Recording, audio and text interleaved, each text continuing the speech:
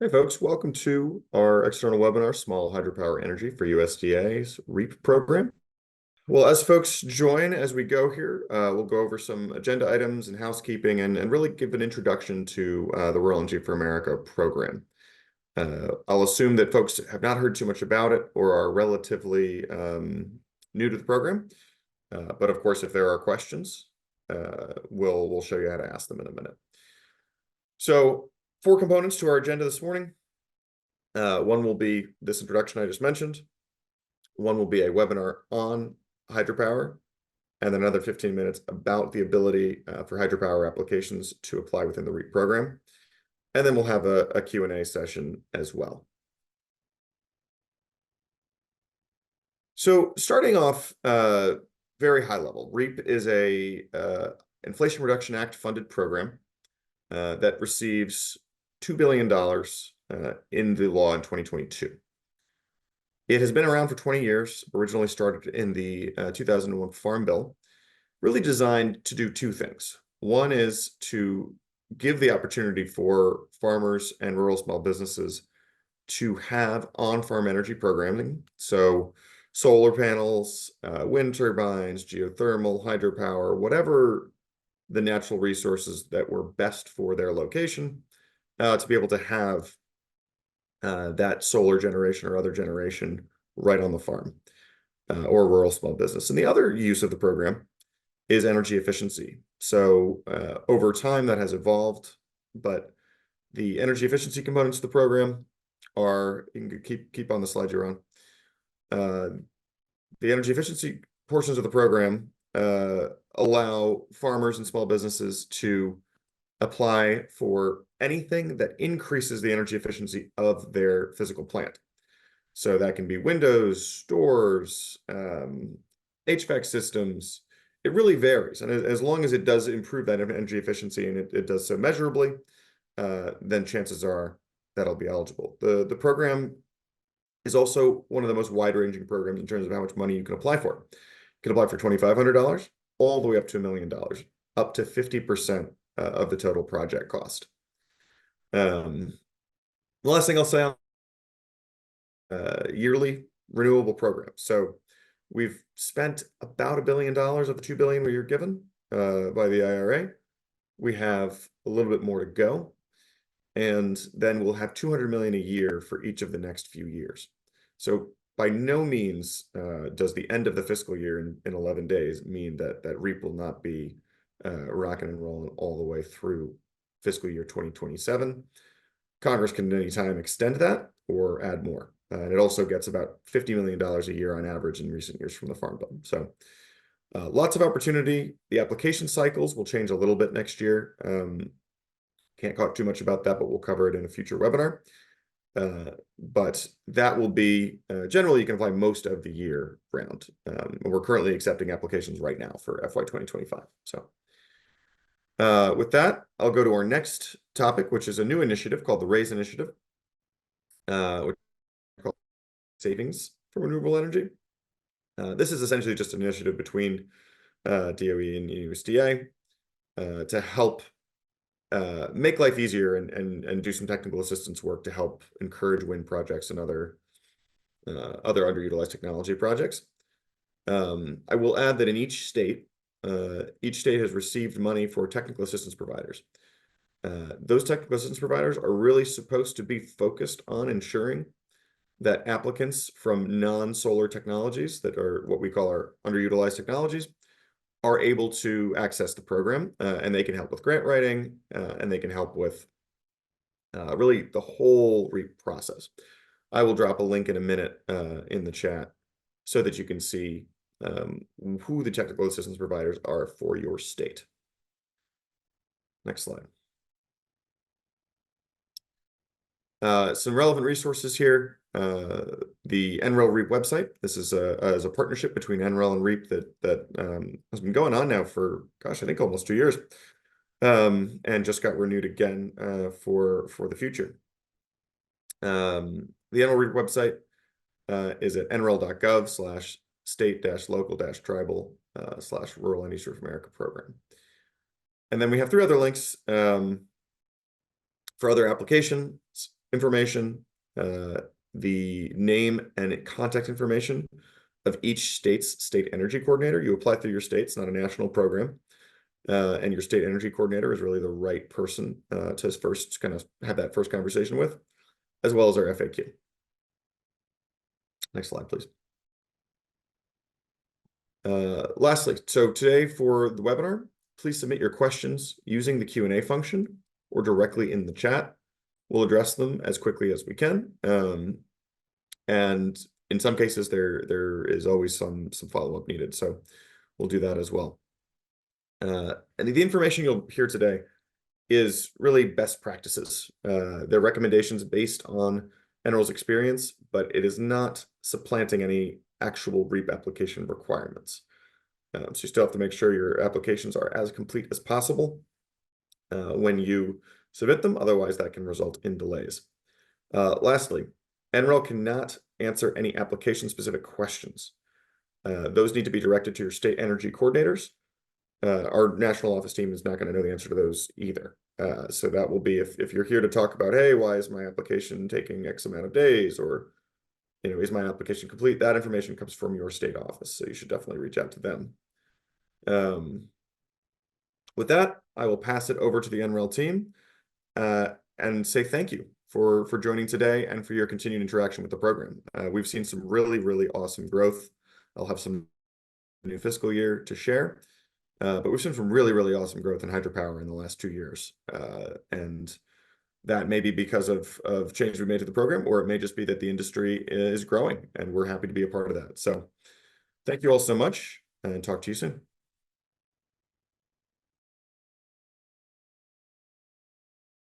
Okay, thank you, John. I'll dive right in unless others on the team have other announcements to say. Okay, hearing none, and hopefully you hear me okay. My name is Elise DeGeorge, and I am an engineer working at the National Renewable Energy Laboratory. I have experience in water systems more broadly, including hydropower. Prior to coming to NREL, I spent most of my career in environmental consulting related to water systems. Happy to be here today. I love hydropower, and I'm looking forward to sharing information about the resource opportunities that hydropower can provide. I'll be covering some technology fundamentals, citing regulatory topics, techno-economics, socioeconomic implications, share some case studies, resources, and then after that section, I'll dive into some guidance on the proposals that hopefully you'll be putting forth as part of this program. More generally, particularly in rural applications, you can see hydropower in 2 different forms. One is hydroelectric, where you're creating energy in the form of electricity to power lots of different components of your system, or versus hydromechanical, which is direct drive. So you use the power of the water to directly power, for example, your center pivot devices. So one, again, connects to a grid or a microgrid, and another is just a direct utilization of that energy to power the components of your system. Much of what I'm going to share today really is, it really covers the broader hydropower opportunities, and some of those may not be applicable in these rural scenarios, but it's also very useful to understand hydropower systems more broadly. So hopefully you'll find even the larger information about the larger systems useful as you learn about hydropower and what you can do in your particular location. But hydropower basics is shown here. There's a tremendous amount of information on the DOE Water Power Technologies Office website, WPTO. We'll make sure to get you that link in the chat, but there's tons of information from EERE WPTO office on hydropower and marine energy. And you'll see some interesting connections between riverine systems and what you can be found under the marine energy arena also on the DOE site. But here's back to hydropower. There's usually some very standard components to the system. You have an upper reservoir and then an intake. Often you're getting rid of debris at your intake, and then the system that takes you directly to the turbine is called a penstock. And the water turns the turbine, generates electricity, and it goes into the grid. Again, this is a hydroelectric system as opposed to the hydromechanical system I mentioned previously. So you have your powerhouse and then your tail race now flow to the lower reservoir, the river below the system. There's lots of other components that a developer needs to think about, such as fish ladders and other ways to minimize impacts on the fauna that's local to the streams and rivers that you'll be harnessing the energy from. But generally, hydropower is the head, the height distance between the intake and the turbine, and flow. So at its very core, you need some good elevation to convert your potential energy to kinetic, and you need sufficient flow, the amount of water going through your system. We also need to take into account the efficiency factors that come from the losses that you can see along your system, particularly in your penstock, and then the efficiencies you're able to get from your mechanical and electrical systems of the turbine generator package. But at its core, power is flow and head multiplied by your efficiencies and your gravity and losses. There's a lot in this slide, but in a nutshell, we're saying that depending on that head and that flow, you can then hone in on the best turbine to use. And generally, there's two types of turbines: the impulse turbine, which is appropriate for high head and low flow scenarios. The Pelton turbine is shown here, or a reaction turbine, which is generally optimal for low head and high flow scenarios. And some more common turbines used in those applications are the Francis turbine and a Kaplan turbine.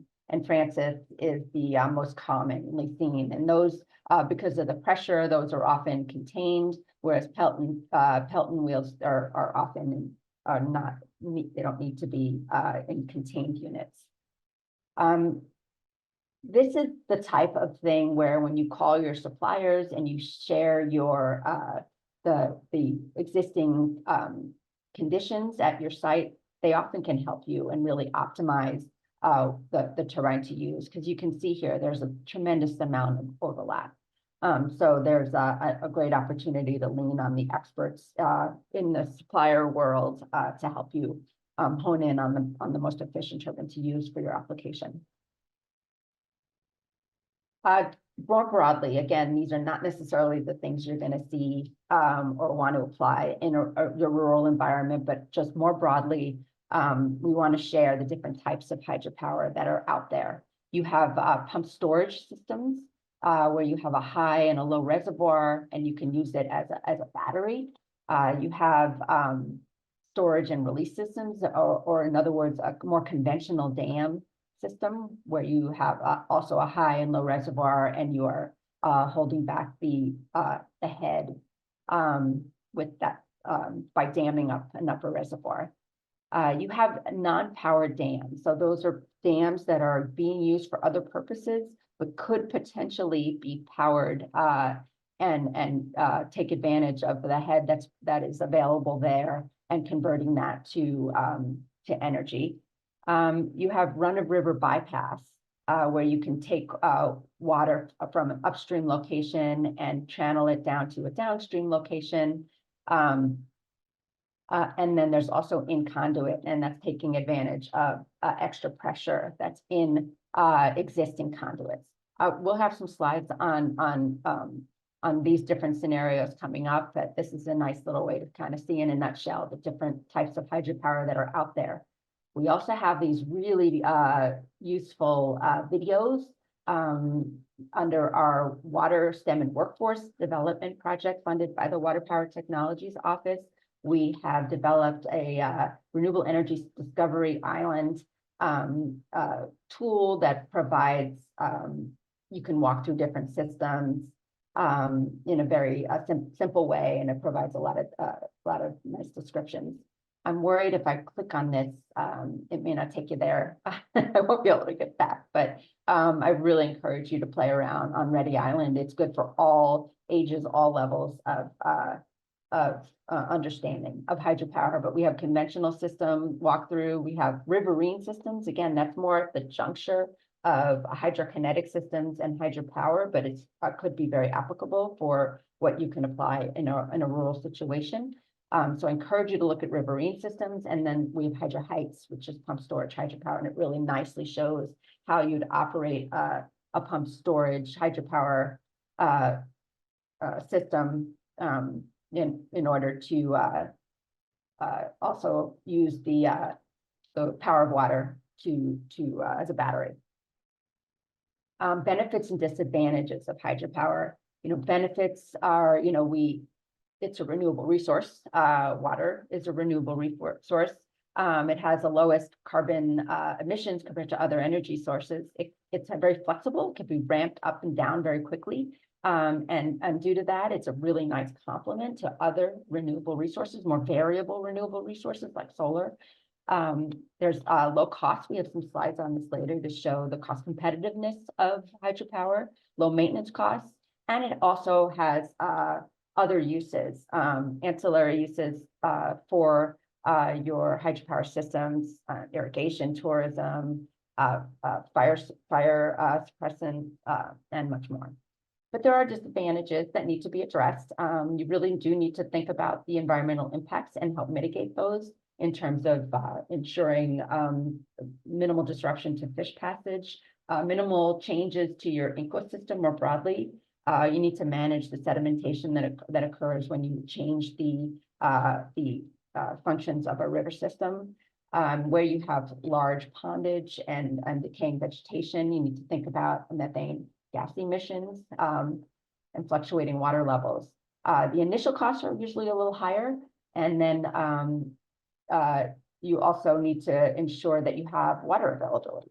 And of course, those situations are changing. So as you're looking at your resource, really taking a look at the future availability of that resource will be really important. Small hydropower typically refers to projects under 10 megawatts that utilize existing dams, canals, or pipelines. And these projects involve simpler implementation. Minimal changes, there's usually minimal changes in diversions to existing waterways, minimal environmental impacts, and particularly the minimal environmental impacts when you leverage the assets that are already there, such as existing dam systems. So be looking around to see where you might be able to access the potential energy and systems that are not being utilized for the purpose of using that energy would be a nice option. I do want to say that the definitions vary. So here we say it typically refers to projects under 10 megawatts, but you just make sure as you're looking at micro hydropower, small hydropower, and large hydropower systems, I have seen different definitions for, in that regard. So just make sure you know when it says small hydropower, what size they're actually thinking is small. Run of river versus conventional systems. On rural sites, you more likely will be looking at run of river sites over conventional hydropower. So I do want to share those differences with you. Run of rivers, when you're streaming, when you borrow a portion of the stream's water to produce power, returning it to the stream after the energy is extracted, and not changing the natural course of the stream or storing water for future use. So there's no major upstream pondage. You rather divert the system away from your main river, and then you take advantage of the available head and convert it to energy and powerhouse and then releasing the water back into the stream. Whereas in a traditional hydroelectric dam, you do have an upper reservoir, as you saw earlier, intake rack and stock runs the turbine, produces energy, electricity into the grid, and then water goes back into the river. So conventional hydropower is using the use of dams or impoundments to store water, and then that's released in order to generate electricity. So as you can see, there's less impact, and many of these run-of-river projects have a lower impact, and some even qualify as a low-impact hydropower Institute certified project. So LIHI, L-I-H-I, is also a really nice way to, and there's a lot of really great resources on the LIHI site to guide the development of low-impact hydropower systems. I recommend you look into that as well.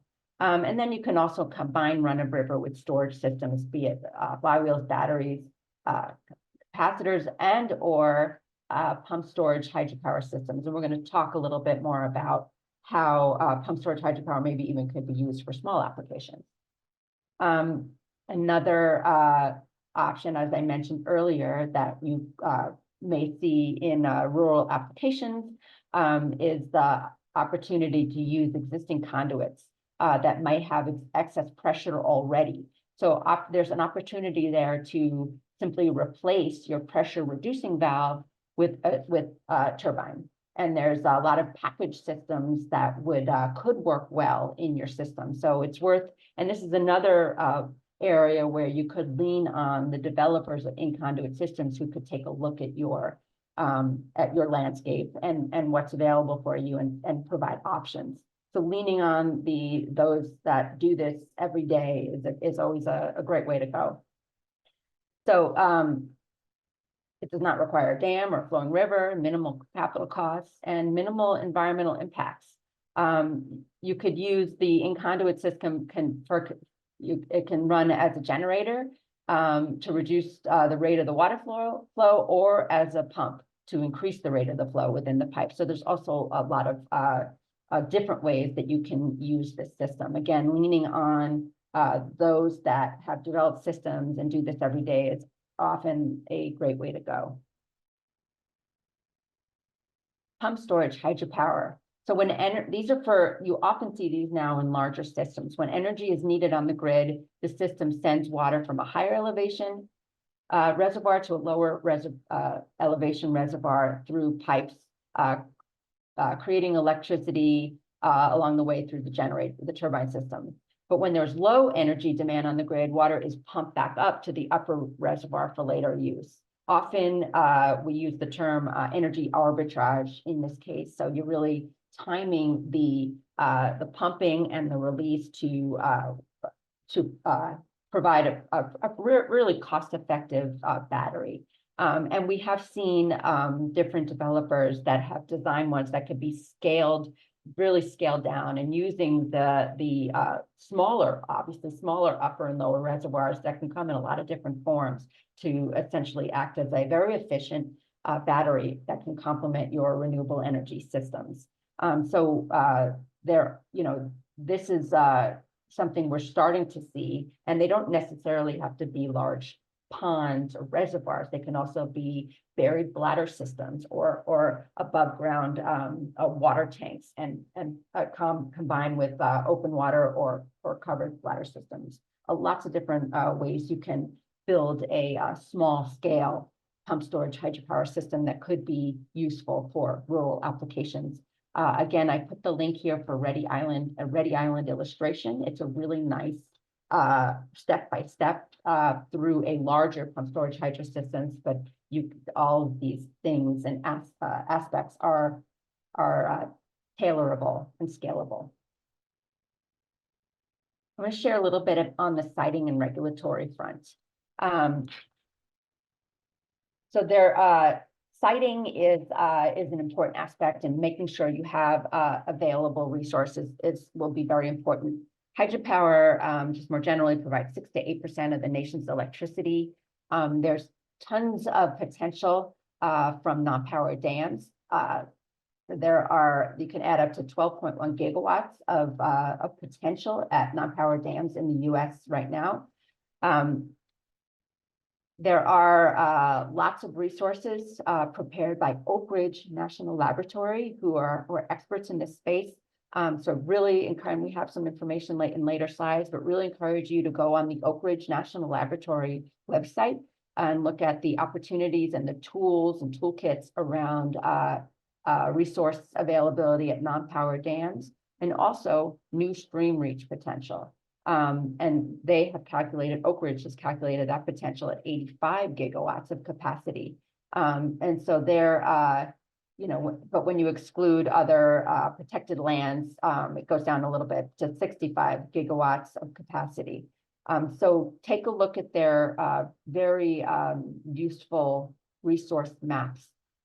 We also have some resource maps on pump storage hydropower that NREL has provided. And just more generally for your information, in the US, there are currently 40 pump storage hydro plants in operation with a combined capacity of 22 gigawatts, accounting for 95% of energy storage capacity on the power grid. So there's, you know, once you start diving in and reading more about the opportunities to use pump storage hydropower, you'll often find it could be comparable to the use of batteries, and have definitely a much longer lifespan. A little more on non-power dams in the US. As you can see from this chart, they're all over the place. Again, there's 90,000 dams that are not powered at this time. Not all of them should or could be converted, but definitely worth looking at and looking into the Oak Ridge resources to help assess those dams. And then the primary purposes of those dams that are not being used to produce power are listed here: flood control, water supply, irrigation, etc. There's a lot of information also from the Army Corps of Engineers, National Inventory of Dams. Large generation potential. Here's just a little more information on the generation potential by region. And then a really nice, again, from Oak Ridge map to show where the greatest potential is. Tons here in California, Texas, and over here in the New York, Pennsylvania, Ohio region, as well as including North Carolina. This does not include sites under 1 megawatt. So really the potential is much, much, much larger than this. The availability may be much larger than this in your local sites. And here's some more Oak Ridge data on those greater than 1 megawatt. New stream reach potential map, just to share a little bit what you're going to see once you kind of wade into the Oak Ridge National Lab websites.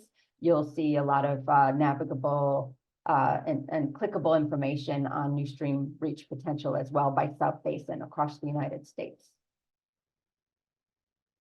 And then conduit potential as well, also available on the Oak Ridge site to look at US hydropower potential at national conduits. So again, encourage you to go in and see where those opportunities are located.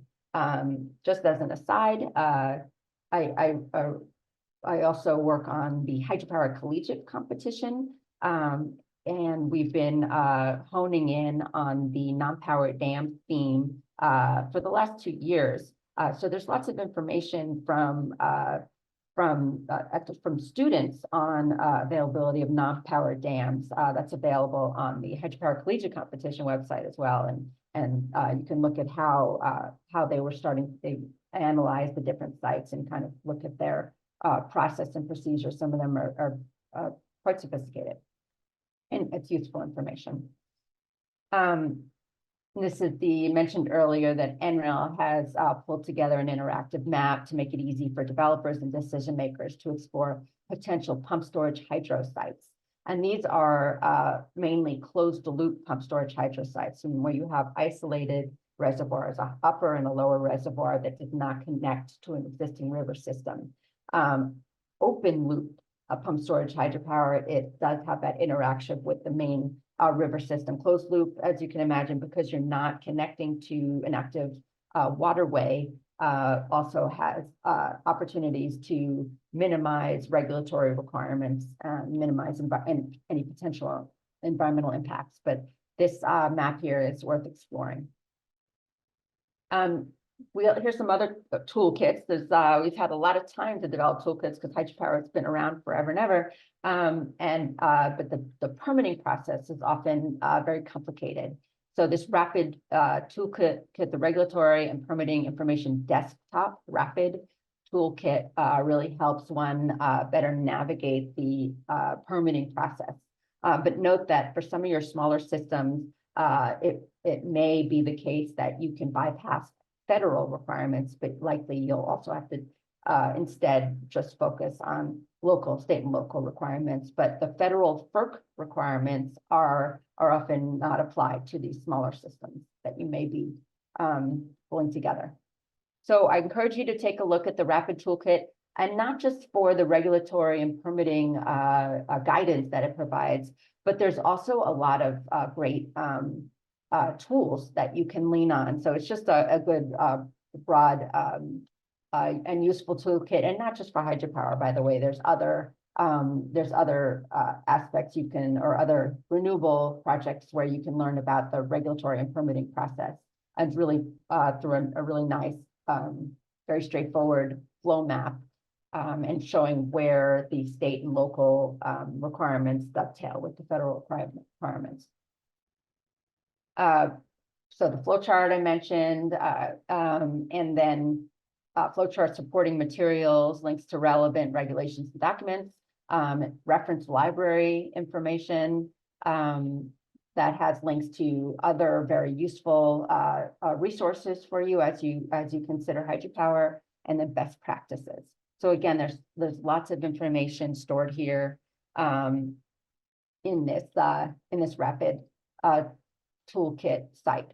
Again, not just for hydropower. So I encourage you to go in and explore this resource.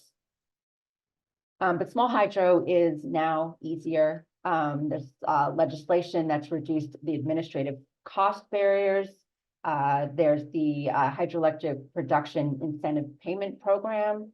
There's lots of recent innovations in small hydropower technology, and a lot of federal dollars going towards helping small hydropower systems become more modular and more easily replaceable. So there's lots of unique applications that are out there that's worth exploring in your rural environment. And there's also opportunities, again, as I mentioned, to bypass the federal requirements in small systems. So looking into that would be beneficial for you. But as wherever you are, do think about the fish activity in your river system. I'm not a fish biologist or ecologist, and we have leaned heavily on other national lab resources. In this case, it was with the Pacific Northwest National Lab. They have tons of information on fish migration and hydropower, and a lot of potential applications to minimize and mitigate impacts to fish in the river systems where hydropower is placed. So I encourage you to go to the Pacific Northwest National Lab website, where you can learn about the different types of migratory patterns that fish inhabit, and the different challenges that fish have both upstream, downstream, and as it relates to water quality, habitat, and predators.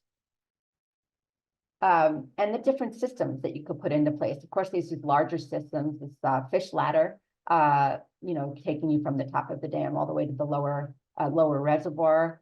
You have fish elevators and lifts, climbing ramps, and then some really interesting new technology. There's one called the Whoosh that essentially is like a vacuum, and they attest that it safely kind of transplants the fish from the lower reservoir up to the upper reservoir. And there's lots of tests and studies that have been going on to ensure the safety of the fish, obviously. So encourage you, if you have fish mitigation and need to minimize impact, that you lean on experts at laboratories such as the Pacific Northwest National Lab. And then techno-economics, hydropower is found to be quite cost competitive. If you go over here to the large and small hydropower and you look at it alongside other, renewable resources, in many cases it is on par, but it's also, again, as I mentioned earlier, a very viable complementary clean energy resource, and it complements nicely with other more variable renewable energy sources.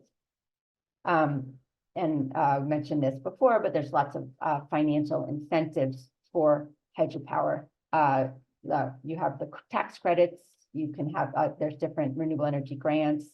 There's ways to take advantage of your depreciation and cost recovery depreciation activity, clean renewable energy bonds, qualified energy conservation bonds, and other tax credits.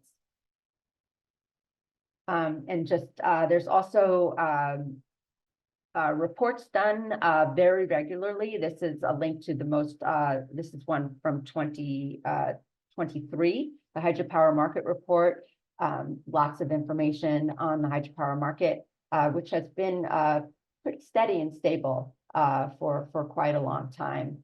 And a lot of untapped opportunities as well. As I mentioned earlier, particularly in non-power dams and all the smaller applications that we've been talking about on this webinar.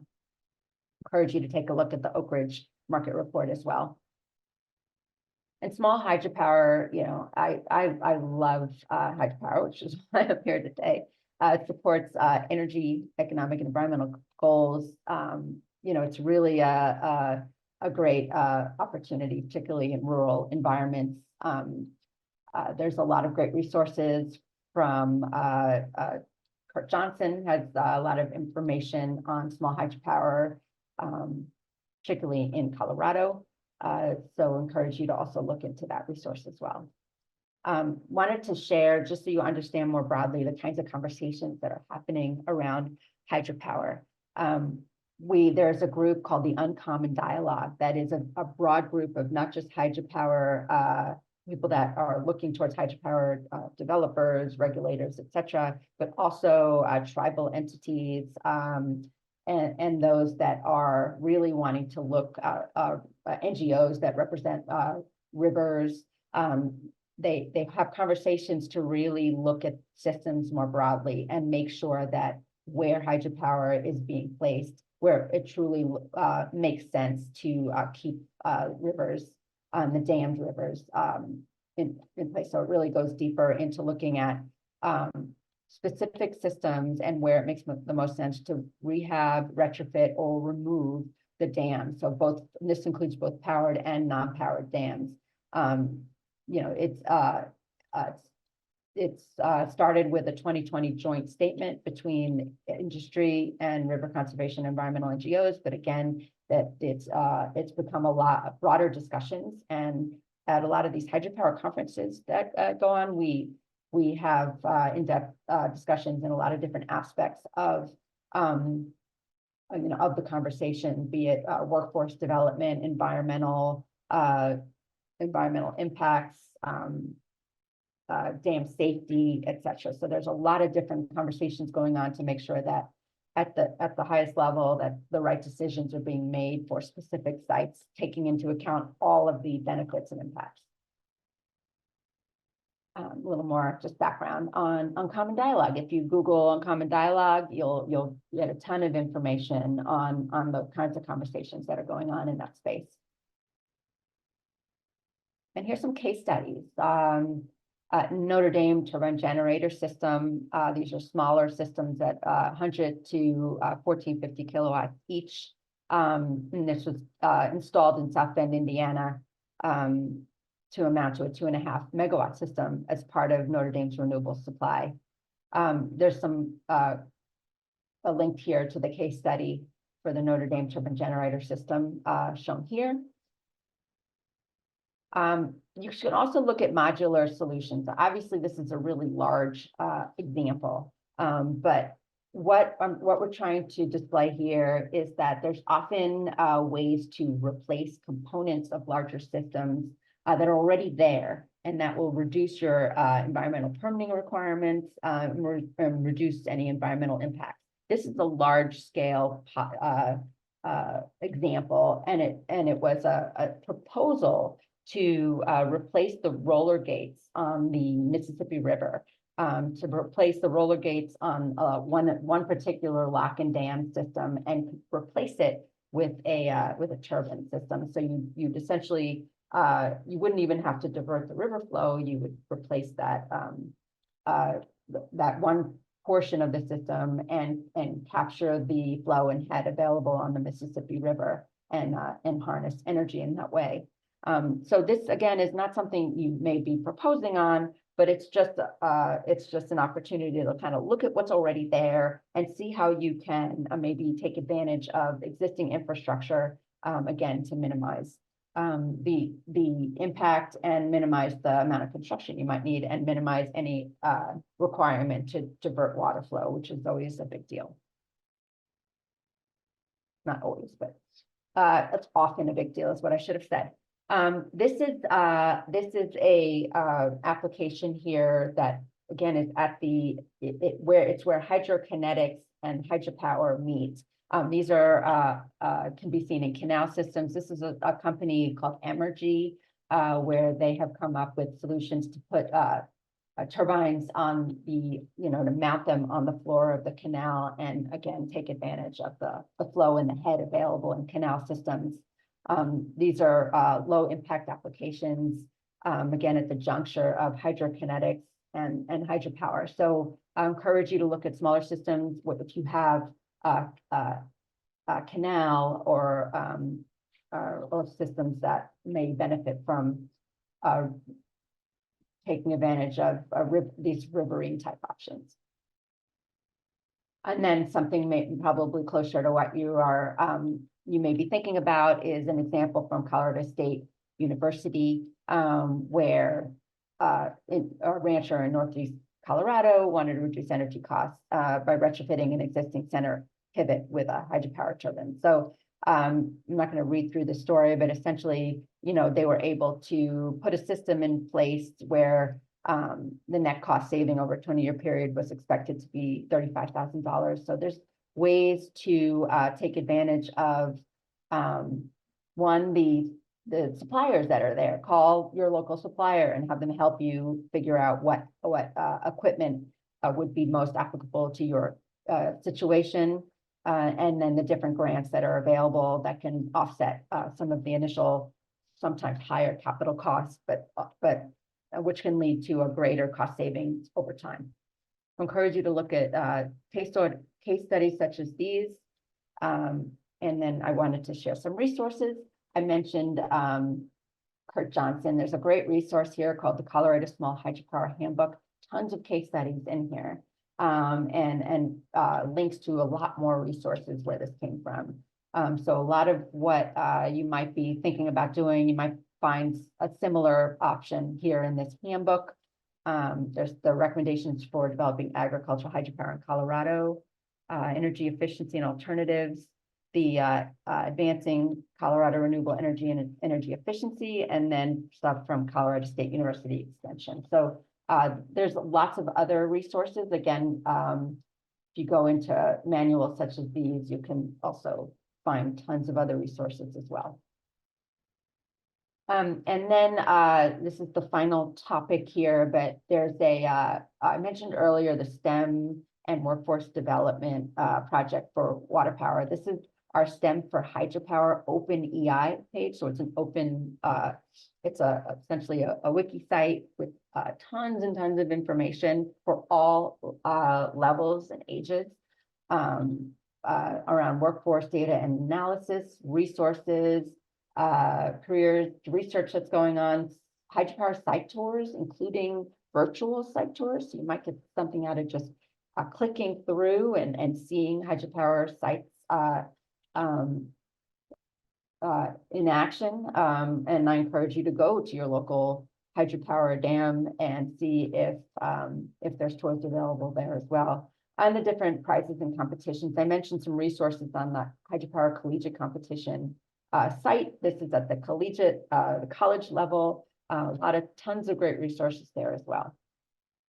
And then there's even outside the STEM and workforce site, if you go into the hydropower, you can see lots of other reports that are under the hydropower section and more. So you can see it's just endless resources available in the hydropower space. I think that's probably been the predominant theme of this, that you're not alone and there's lots of resources out there to lean on. And that is the end of the technical portion of the presentation. I'm going to pause and see where our facilitators want to take this. Do you want to take questions, or do you want me to just keep going?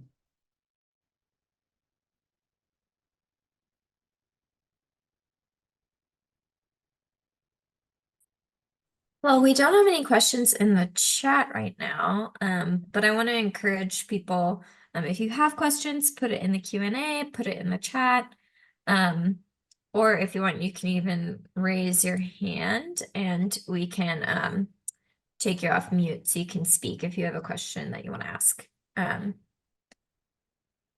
we can give people a second to do that, and then maybe if maybe we can just continue in people's questions. We'll roll in as you do this last section.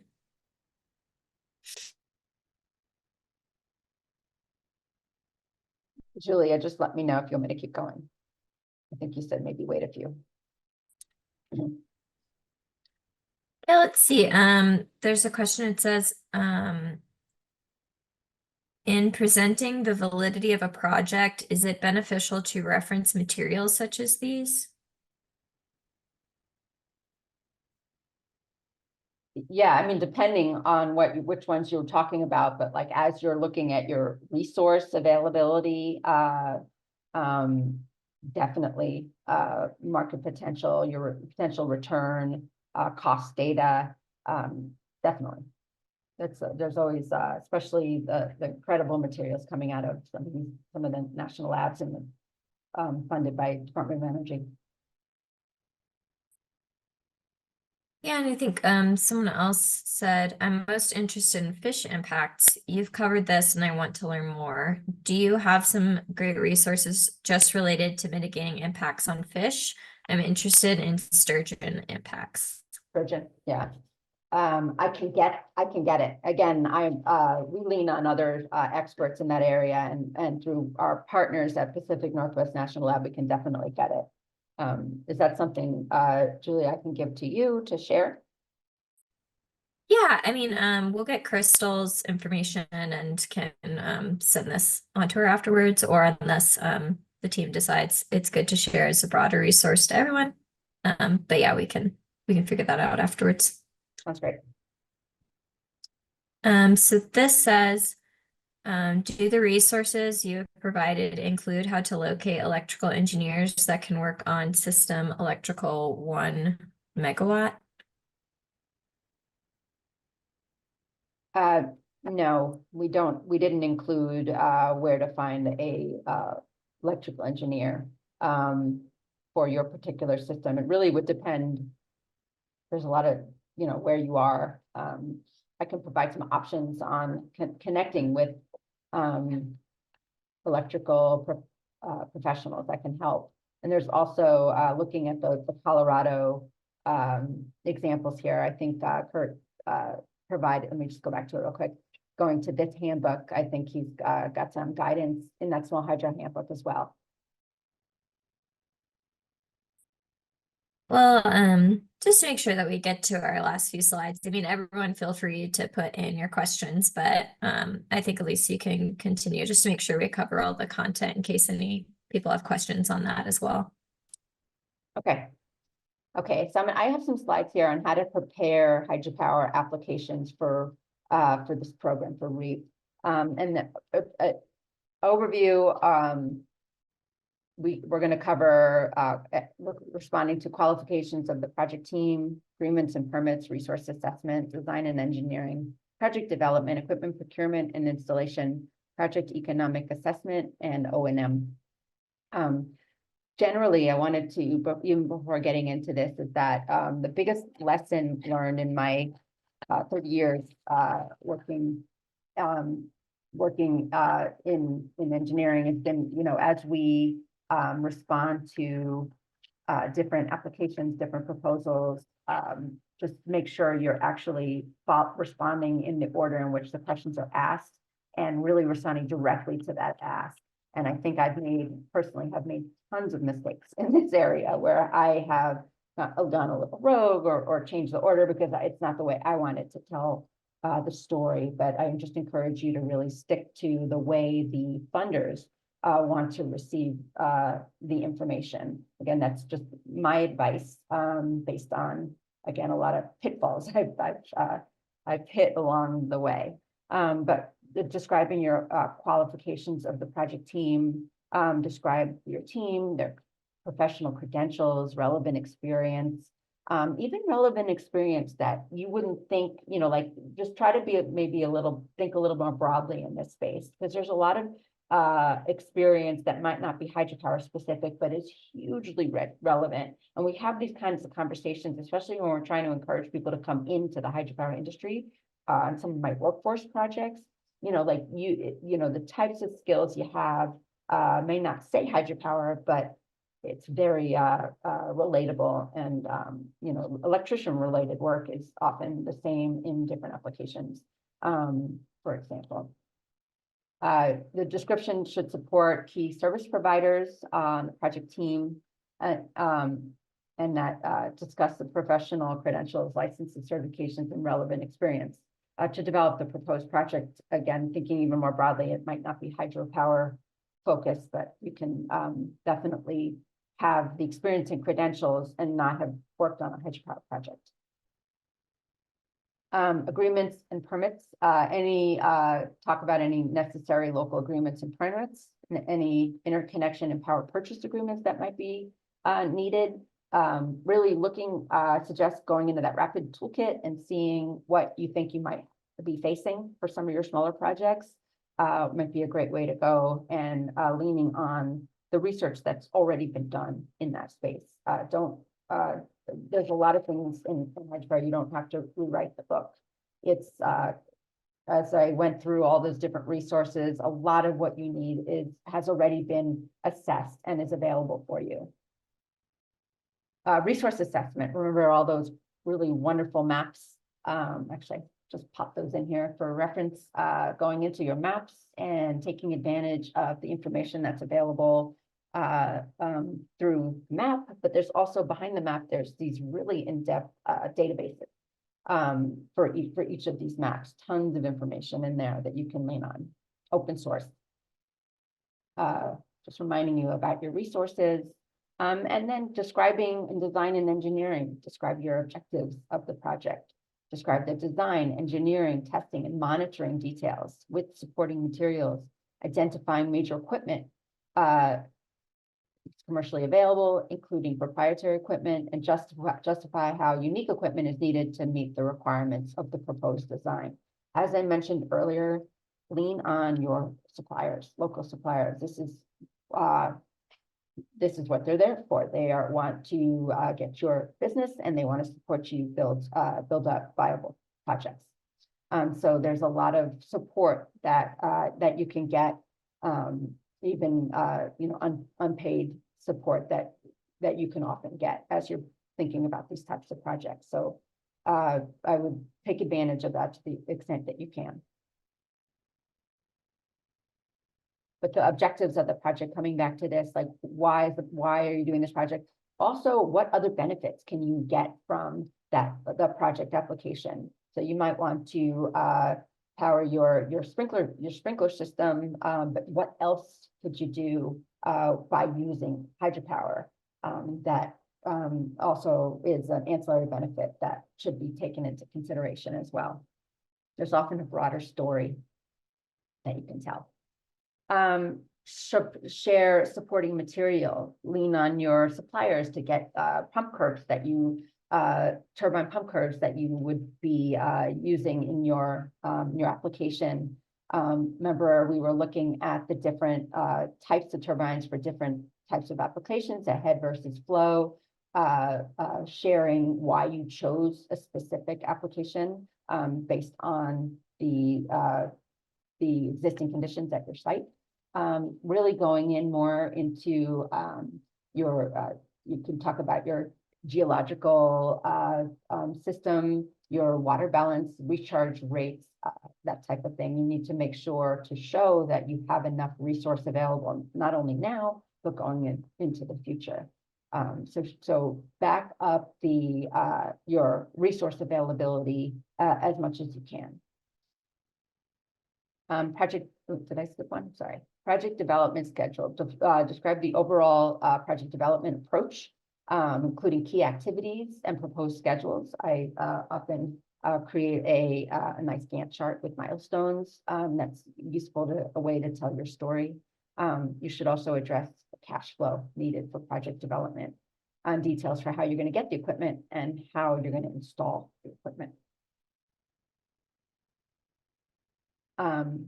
Describe the availability of the equipment. So again, the suppliers can help you in that regard. What is the lead time?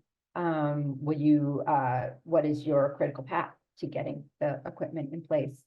Describe your plan for site development and system installation. Again, what is the critical path? What are your risks and concerns? How will you mitigate those risks along the way? It's a great way to communicate that you're aware that there are risks. There's always risks, but that you are managing those risks.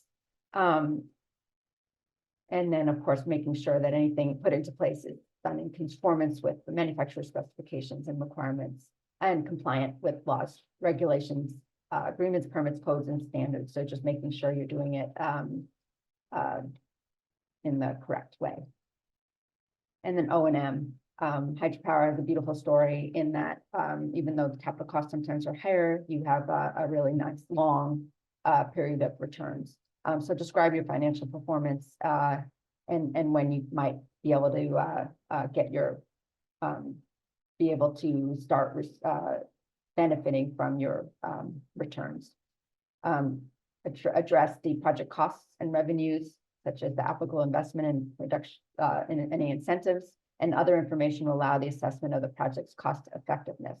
So just again, sharing where you're able to pay off your capital costs and when you can start reaping the benefits of your system overall. And yeah, again, I think the big theme on that piece is really sticking to the requirements of what you see in the application process, while leaning on the resources that are out there to back up your information, and leaning on the expertise of people that are looking to support you, such as suppliers, and leaning on open source information from all the different resources we provided today.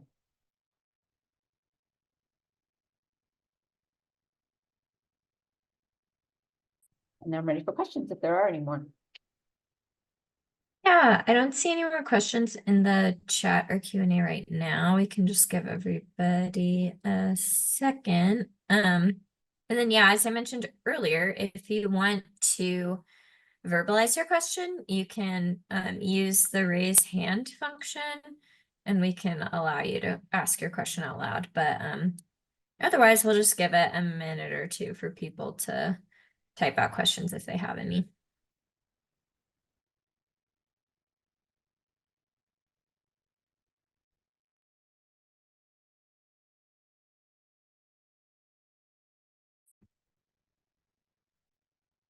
Okay, we have a couple questions rolling in. Are the expectations for proposals with low dollar amounts different from high dollar amounts? And if so, how?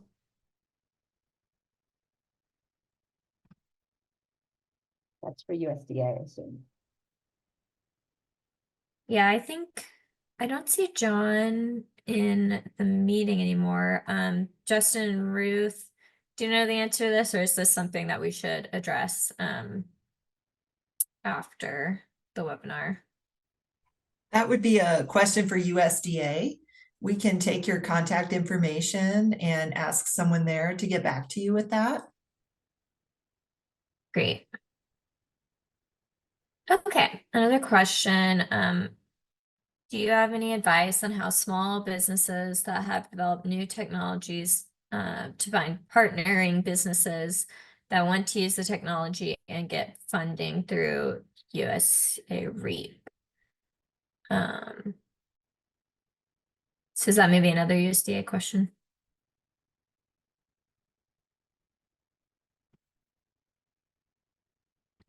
I would say yes. Okay. Yeah. All right. Well, we'll follow up on these after the webinar. And this may be another USDA question. It says, can USDA REAP funding be applied to technologies that are at TRL 7?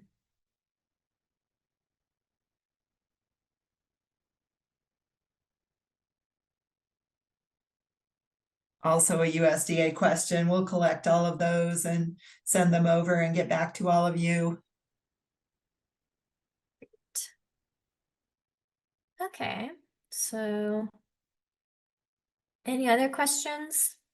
I'll give people a second to type those out.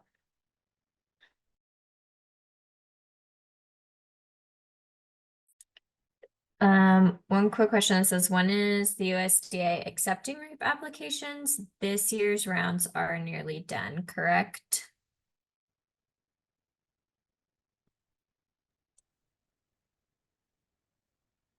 The fall funding round, the deadline for accepting those applications is almost here. I believe it's September 30th, but then usually they immediately open another round, essentially accepting them year round, but they do have these interim cutoff dates. So let me put that link in the chat for all of you. Hang on one second.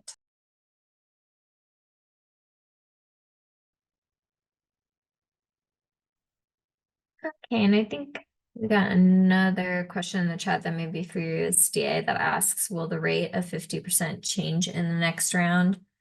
In other words, back to 25%. Is this known yet?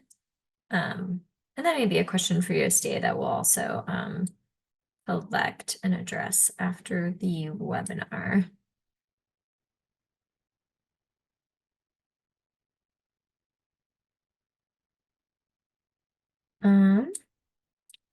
Another question. What is the estimated number of non-electric dams that could have electricity generation added? The number I've found in the reports that I shared earlier were 90,000.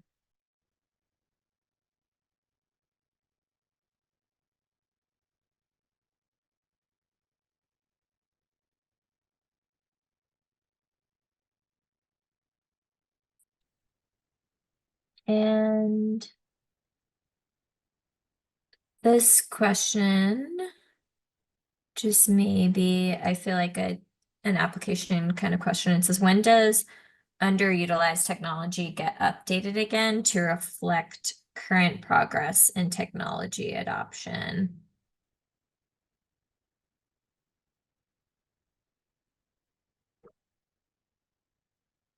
I think that's a USDA question. Yeah.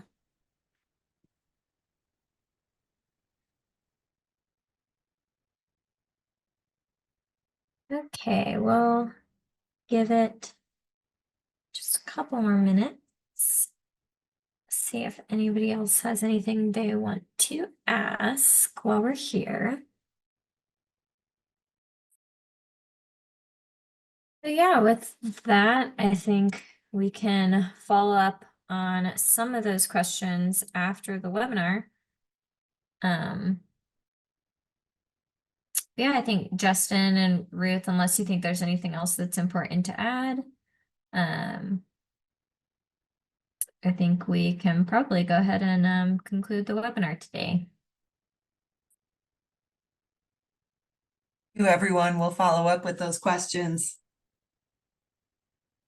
Yes, I've the following questions. I will get answers from USDA and we'll have USDA or follow up with you all. All right. Thanks, everyone.